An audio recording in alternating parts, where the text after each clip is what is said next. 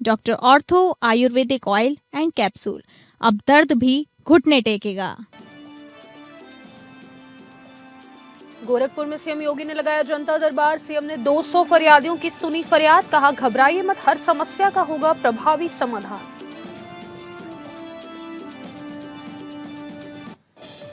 कृषि मंत्री सूर्य प्रताप शाही पहुंचे रामनगरी। धान खरीद को लेकर अधिकारियों के साथ की समीक्षा बैठक, कहा धान की खरीद बढ़ेगी, यूरिया खाद की मांग भी होगी पूरी। परिवहन मंत्री दयाशंकर सिंह ने की बैठक। परिवहन को उद्योग, व्यापार, पर्यटन और लॉजिस्टिक्स के नए विकल्प के रूप में विकसित करने के लिए दिया गया जोर। बैठक के बाद दयाशंकर ने कहा यूपी में बढ़ेगा व्यापार और पर्यटन। बरेली में जुमे की नमाज में हुए बवाल पर पुलिस ने दायर की चार्जशीट। 60 आरोपियों के नाम चार्जशीट में शामिल। मामलों में तेजी से की जा रही कार्रवाई।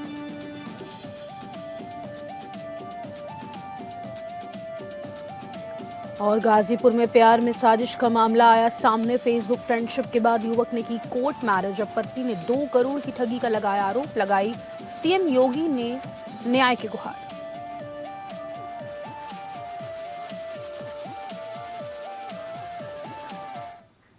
नमस्कार, स्वागत है आपका एपीएन न्यूज में। आपके साथ मैं हूं सदफ फातिमा। बुलेटिन की शुरुआत करेंगे जहां पर गोरखपुर आए मुख्यमंत्री योगी आदित्यनाथ ने गोरखनाथ मंदिर में रात्रि प्रवास करने के बाद जनता दर्शन में लोगों से मुलाकात कर उनकी समस्याएं सुनी। उन्होंने समस्या लेकर आए लोगों से आत्मीयता से संवाद करते हुए कहा कि घबराइए मत, हर समस्या का प्रभावी समाधान कराया जाएगा। जनता दर्शन में मुख्यमंत्री ने पास में मौजूद अधिकारियों को निर्देशित किया कि हर पीड़ित व्यक्ति की समस्या पर संवेदनशीलता से ध्यान दें और उसका समयबद्ध, गुणवत्तापूर्ण व पारदर्शी निराकरण कराएं। गोरखनाथ मंदिर परिसर के महंत दिग्विजयनाथ स्मृति भवन सभागार में आयोजित जनता दर्शन के दौरान मुख्यमंत्री योगी आदित्यनाथ ने करीब 200 लोगों की समस्याएं सुनी और अधिकारियों को उनका समाधान करने के निर्देश दिए। जनता दर्शन में महिलाओं की संख्या अधिक रही। कुर्सियों पर बैठाए गए लोगों तक मुख्यमंत्री खुद पहुंचे। गोरखनाथ मंदिर प्रवास के दौरान मुख्यमंत्री योगी आदित्यनाथ की दिनचर्या परंपरागत रही। गुरु गोरखनाथ का दर्शन पूजन करने और अपने गुरुदेव ब्रह्मलीन महंत अवेद्यनाथ की प्रतिमा समक्ष शीश झुकाने के बाद वह मंदिर परिसर के भ्रमण पर निकले। मंदिर की गौशाला में पहुंचकर गौ सेवा की। गायों और गौवंश को स्नेहिल भाव से गुड़ रोटी खिलाया। गौशाला में सीएम योगी के पहुंचने पर मोर भी उनके पास आ जाते हैं। मुख्यमंत्री ने मोर को भी दुलारा और अपने हाथों से रोटी खिलाया।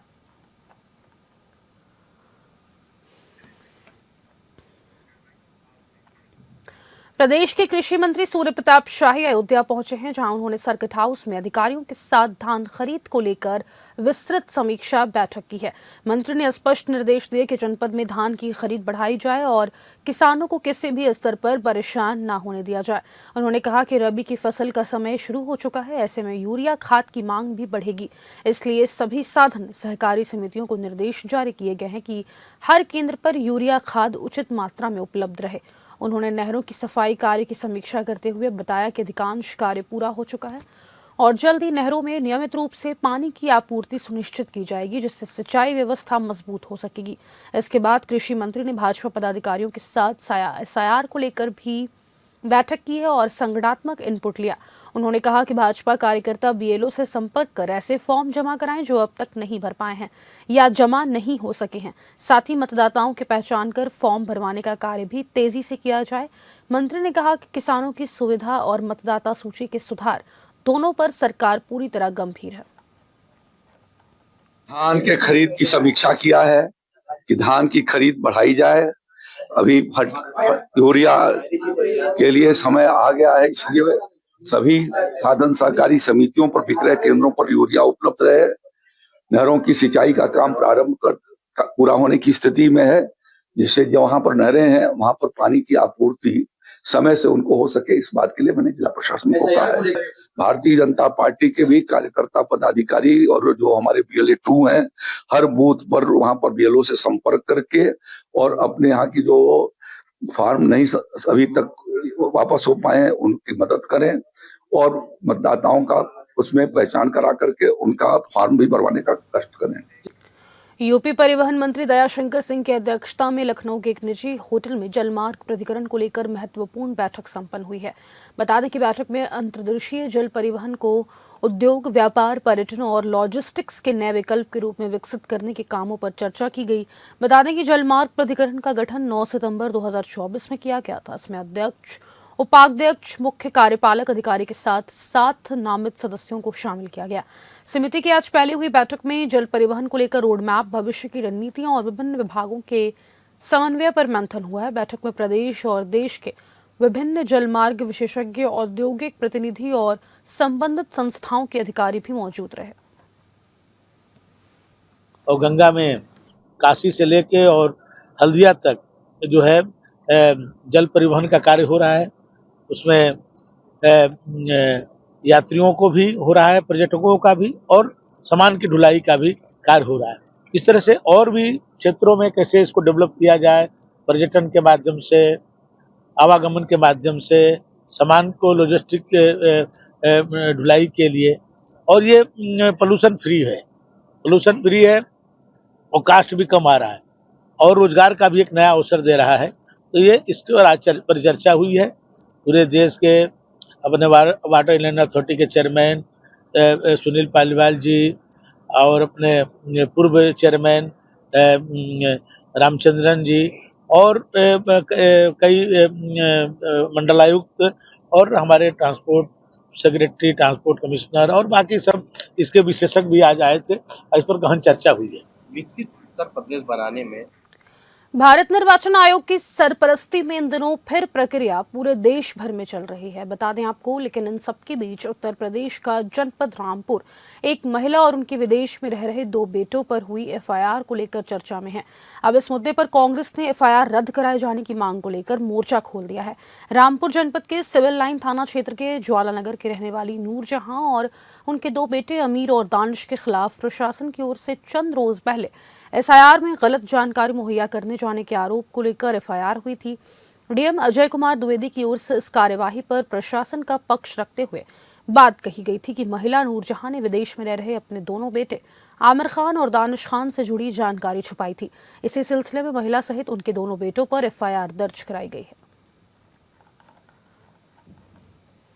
यहाँ पर कोई इंडस्ट्री लगाई हो, कोई फैक्ट्री लगाई हो, कोई व्यापार या रोजगार के साधन नौजवानों को मुहैया कराए हो, नौजवान अपनी रोजी रोटी की तलाश में 7 समंदर पार जा रहे हैं। अभी तो एक साहब मर गए, पता चला एक बच्चा खत्म हो गया था, उसकी लाश आने में जमाना लग गया, कई दिन लग गए, कैसे कैसे आया। तो तमाम ये चीज़ें हैं और ऐसे में आप उस बूढ़ी बुजुर्ग माँ के साथ में जो खुद अपाहिज हैं, ज़ईफ़ा हैं, उनके खिलाफ मुकदमा कायम कर देते हैं। भाई ये बिल्कुल असंवैधानिक तो है ही है, लेकिन मानवीय मूल्यों के आधार पे भी कहीं खरा नहीं उतरता है। कहीं डुअल उसकी नागरिकता है, दोनों जगह की नागरिकता ले रखी है या नागरिकता बाहर की ले रखी है, उसकी जांच करा लें, उसके पासपोर्ट की जांच करा लें, उसके बाद इनमें ही कोई कानूनी लीगल कार्रवाई करें। करना ये गलत है, तो सोच समझ के बयान देना चाहिए और अगर आगे से उन्होंने कोई ऐसा भड़काऊ भाषण दिया तो उन पर कार्रवाई की जाएगी। मंडल आया है, डीएम साहब को ज्ञापन देगा और इस तरीके से जो लोकतंत्र की हत्या करने का काम किया जा रहा है, अन्याय और अत्याचार हो रहा है, उसके खिलाफ ये ज्ञापन दिया जा रहा है और हमें पूरा विश्वास है कि इसमें हमें न्याय मिलेगा और जो मुकदमा लिखा गया है असंवैधानिक तरीके से, उसको वापस लेने का काम डीएम साहब से हमने आग्रह किया है ज्ञापन के माध्यम से, उसे वापस लिया जाए। उत्तर प्रदेश की श्रावस्ती जनपद में भी रामपुर के तर्ज पर विदेश में रहने वाले लोगों का अगर फर्जी तरीके से एसआईआर कराया गया है तो यहाँ भी बड़ी कार्रवाई की तैयारी चल रही है, जिसको लेकर जिलाधिकारी अश्विनी कुमार पांडे ने बताया कि यदि कोई विदेश में है और एसआईआर फॉर्म पर उसके ही हस्ताक्षर पाए जाते हैं या फर्जी तरीके से एक से अधिक जगह पर एसआईआर कराया जाता है तो उसके ऊपर कार्रवाई होगी। और यदि उसके परिजनों ने उसका एसआईआर कराया है और फॉर्म पर उसके परिजनों के हस्ताक्षर पाए गए तो वह सही है और आने वाले तारीखों में उसके एसआईआर फॉर्म की जांच कराई जाएगी। यानी कहीं ना कहीं रामपुर की तर्ज पर श्रावस्ती में भी विदेशों में रहने वाले और श्रावस्ती में फर्जी तरीके से एसआईआर कराने वालों पर अब प्रशासन की गाज गिरने वाली है, जिसको लेकर जिले में हड़कंप मचा हुआ है, क्योंकि श्रावस्ती में ज्यादातर लोग रोजगार के लिए सऊदी, दुबई जैसे विदेशों में काम करते हैं। देखिए जनपद में एसआईआर की कार्रवाई बहुत तेज़ी से हो रही है और हमारा लगभग 99% जो डिजिटाइजेशन है वो भी हो चुका है। वर्तमान में अभी तक हमारे जो ASDD श्रेणी में मतदाता आए हैं वो लगभग 15% हैं। तो उसके अंतर्गत भी जो आयोग के निर्देश हैं उसके अंतर्गत हम लोग कार्रवाई करा रहे हैं। साथ ही जो आपने बताया कि अगर विदेशों में कोई रह रहे हैं तो ये पहले से ही हम लोग ने सभी को बताया था और आयोग के निर्देश भी हैं कि यदि किसी को 2 मतगणना पत्रक मिले हैं तो वो केवल 1 भरेगा और जो यहाँ सामान्य तौर पर रहते हैं उन्हीं के द्वारा मतगणना पत्र भर के दिए जाएंगे। जो प्रेजेंटली यहाँ से परमानेंटली शिफ्ट हो चुके हैं या जिनका डुप्लीकेट है तो वो सूचना उनको उपलब्ध करानी जिससे BLO द्वारा कार्रवाई की जा सके। साथ ही साथ श्रावस्ती जो है एक बॉर्डर जनपद है, उसके होने के नाते हम लोग बॉर्डर पे भी जो हमारे बूथ हैं और जो वहाँ के BLO हैं जो ERO हैं उन सब का सेंसिटाइजेशन किया गया है कि पूरी तत्परता के साथ इस जो आयोग के निर्देश हैं उसके क्रम में कार्रवाई बढ़ाई जाए। बीते 26 सितंबर को जुमे की नमाज के बाद शहर में हुए बवाल को लेकर अब पुलिस ने बड़ी कार्रवाई करते हुए मौलाना तौकीर रजा समेत 60 आरोपियों के खिलाफ अदालत में चार्जशीट दाखिल कर दी है। बताया जा रहा है कि इस दिन बरेली बलवा के मास्टरमाइंड बताए जाने वाले मौलाना और उनके हजारों समर्थकों ने शहर के विभिन्न इलाकों में उपद्रव किया था। घटना के बाद पुलिस ने मौलाना तौकीर रजा और समर्थकों के खिलाफ कुल 12 मुकदमे दर्ज किए थे। अब तक लगभग 125 आरोपियों को गिरफ्तार कर जेल भेजा जा चुका है। इसी क्रम में पुलिस ने थाना प्रेमनगर और थाना बारादरी में दर्ज हो महत्वपूर्ण मुकदमों में चार्जशीट दायर कर दी है। शेष 10 मुकदमों में भी चार्जशीट जल्द ही दाखिल कर दी जाएगी। कानून व्यवस्था के साथ किसी तरह का खिलवाड़ नहीं होने दिया जाएगा और सभी मामलों में तेजी से कार्रवाई जारी है। 26 सितंबर 2025 को बरेली में जो घटनाक्रम हुआ था उस घटनाक्रम में कुल मिलाकर 12 मुकदमे लिखे गए थे जिनमें विवेचना चल रही थी। इसके अंदर लगभग 90 के करीब इसमें अरेस्ट किए जा चुके हैं और इसमें 2 मुकदमों में चार्जशीट्स लगी हैं। उनकी डिटेल्स इस प्रकार है 388/25 प्रेमनगर थाना और एक ये मुकदमा है 1145/25 बारादरी। इन 2 मुकदमों में चार्जशीट दायर की गई है माननीय न्यायालय में।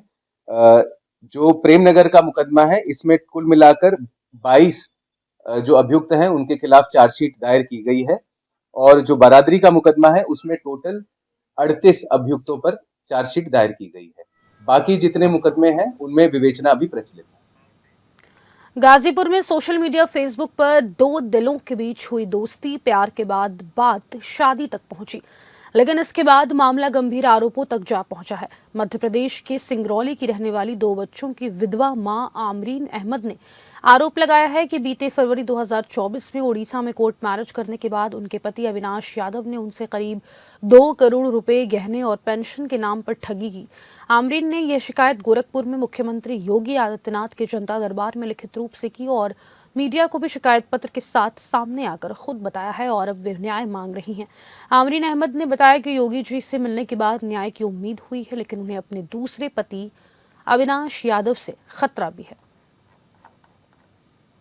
जी, फेसबुक से हुई बातचीत होने लगा, धीरे धीरे हम लोग रिलेशनशिप में रहे। फिर 2024 29 फरवरी को हमने कोर्ट मैरिज किया था। सब चीज़ ठीक चल रहा था, बट उनके मन में चोट था तो वो हमको नहीं मालूम था। वो ऑलरेडी पहले से शादीशुदा थे पर हमें पता नहीं था। उन्होंने मेरे साथ फ्रॉड किया है। उन्होंने मेरा सारा कुछ ले लिया, जितना जमा पूंजी जितना मैंने रखा था। हस्बैंड के डेट के बाद भी मुझे कुछ पैसे मिले थे, वो मेरे जेवर, बनारस में वो ज़मीन झूठा पेपर दिखा के, झूठा साइन करा के कि आधा तुम्हारे नाम पे आधा हमारे नाम पे, उसमें भी पैसा लिया। हर एक चीज़ करने के बाद वो उन्होंने जब सारा कुछ ले लिया तो मुझे छोड़ दिया। आईपीएस अधिकारी अमिताभ ठाकुर को शाहजहांपुर रेलवे स्टेशन से गिरफ्तार किया गया है। लखनऊ पुलिस ने 26 साल पुराने एक मामले में यह कार्रवाई की है। उन्हें लखनऊ एसी सुपरफास्ट ट्रेन से यात्रा करते समय शाहजहांपुर में ट्रेन से उतारा गया। लखनऊ पुलिस ने गिरफ्तारी के लिए शाहजहांपुर पुलिस से संपर्क किया था। वहीं सूचना मिलने पर पुलिस सादी वर्दी में शाहजहांपुर स्टेशन पहुंची और घेराबंदी की। जैसे ही ट्रेन प्लेटफॉर्म नंबर 1 पर रुकी, पुलिस ने अमिताभ ठाकुर को ट्रेन से उतार लिया। यह गिरफ्तारी लगभग 26 साल पुराने एक मामले से संबंधित है।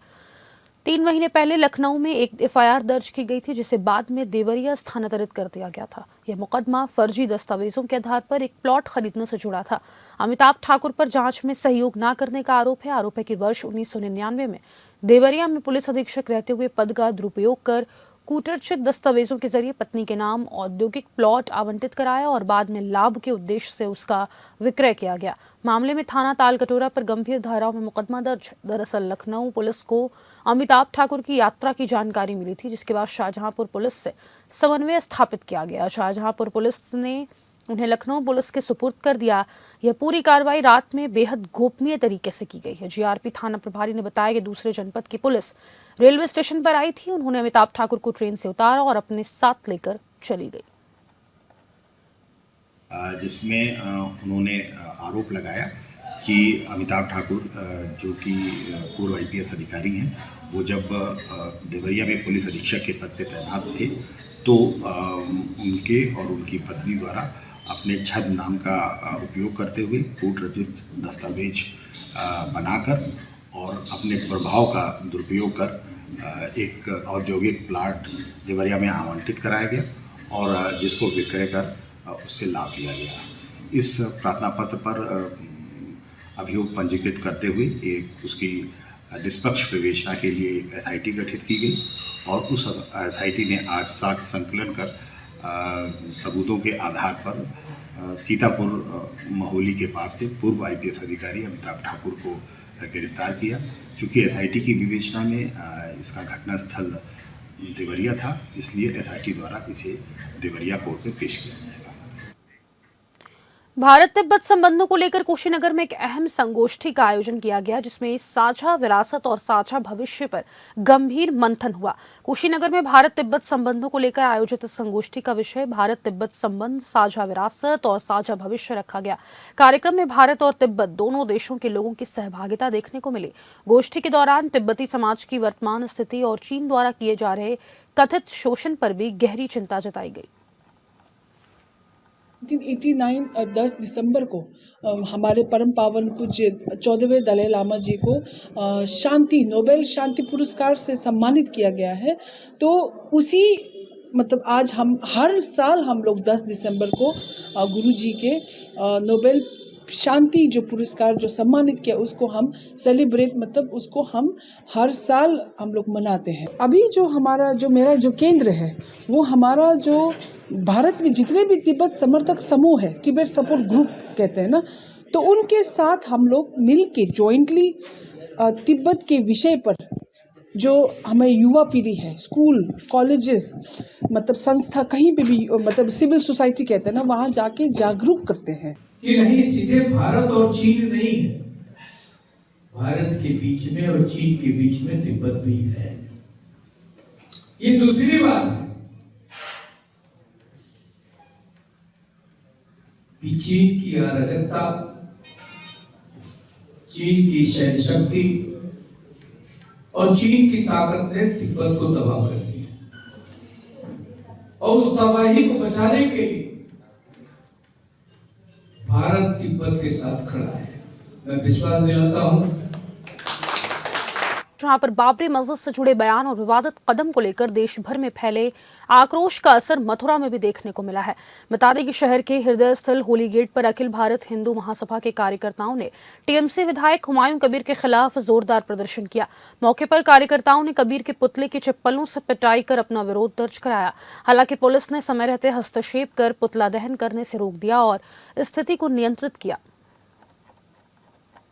पुलिस कप्तान से हमारा निवेदन है कि जब हम एक साधु संत हो गए, स्मोकियों को ढूंढ सकते हैं, पाउडर बेचने वालों को ढूंढ सकते हैं, हमें शराब बेचने वालों को पकड़ सकते हैं, तो मथुरा जिले का पुलिस प्रशासन क्या कर रहा है? इनको स्मोकिये क्यों नहीं दिखते, इनको शराबिये क्यों नहीं दिखते, क्योंकि हमारे तीर्थ क्षेत्र को बर्बाद कर रहे हैं। आज मेरा लखनऊ पुलिस कप्तान से निवेदन है, अनुरोध है, विगत 3 माह से मैं वृंदावन में हस्ताक्षर चला रहा हूँ कि ब्रज 84 कोष में शराब अंडा मांस बंद किया जाए, उल्टा उसके विरोध में उससे ज्यादा वहाँ पे मांस अंडा और शराब बेचा जा रहा है। उस प्रभाव से हम चाहते हमारे भगवान श्री कृष्ण जी की भूमि पुनः दूध दही माखन की हो, उसी का स्वरूप आए, इसके लिए हम कार्य कर रहे हैं। मऊ जनपद में अवैध खनन के खिलाफ लगातार पुलिस अधीक्षक के निर्देश पर कार्रवाई की जा रही है, लेकिन सरायल खनसी थाने का एक सिपाही जो अवैध खनन माफियाओं का हमदर्द बनकर अवैध मिट्टी खनन से लदे एक ट्रैक्टर को 20,000 रुपए लेकर छोड़ दिया है, जिसकी शिकायत एक न्यूज चैनल के द्वारा ट्वीट कर आला अधिकारियों सहित मुख्यमंत्री योगी आदित्यनाथ को शिकायत दी गई है।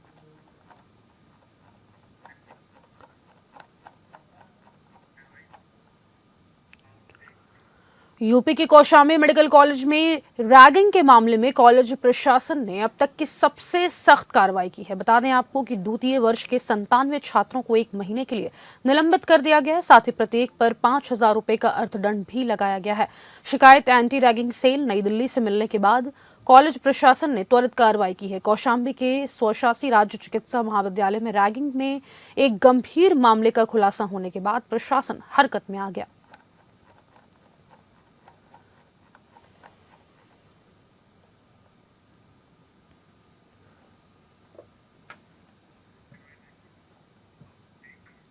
कुशीनगर में पत्नी की विदाई ना करने से नाराज पति का हाई वोल्टेज ड्रामा कर डाला। गुस्साया पति 120 फीट ऊंचे टावर पर चढ़ गया। जानकारी के अनुसार युवक पिछले 5 साल से पत्नी संग तमकुहिराज में कह रहा था। वहीं आपको बता दें, इसी बीच पत्नी मायके चली गई। जब पति उसे लेने ससुराल पहुंचा तो सास विदाई देने को तैयार नहीं हुई।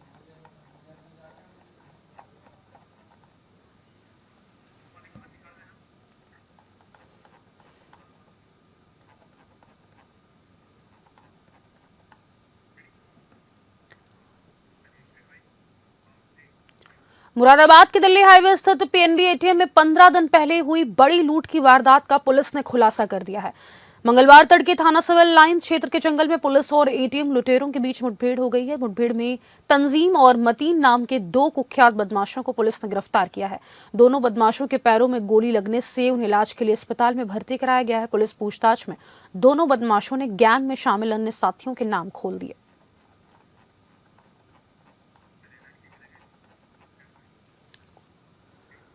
यूपी के पीलीभीत जनपद में एक बार फिर खाकी को शर्मसार करने का मामला अब सोशल मीडिया पर लगातार वायरल हो रहा है। बता दें, वायरल वीडियो में खाकीधारी नशे में धुत होकर जमकर शराब पीते झूमते नजर आ रहे हैं। मामला संज्ञान में आने के बाद पुलिस अधीक्षक ने आरोपी पुलिसकर्मियों के खिलाफ कार्रवाई के निर्देश दिए हैं। बताया जा रहा है, तस्वीरों में नजर आ रहे पुलिसकर्मी मनदीप सिंह के खिलाफ पहले से छेड़छाड़ बलात्कार का मुकदमा दर्ज है।